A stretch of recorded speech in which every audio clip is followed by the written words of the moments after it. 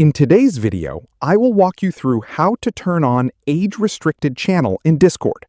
Want to get most out of this tutorial? Sign up using the link in the description below, and let's jump right in. First, open Discord and go to the server where the channel is located.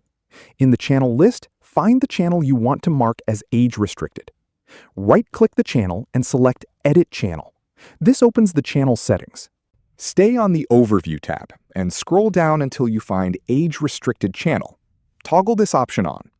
Discord may show a confirmation or save changes prompt, so confirm the change to apply the setting.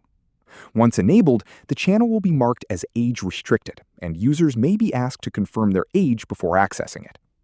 Keep in mind that age-restricting a channel doesn't override Discord's community guidelines or your server rules.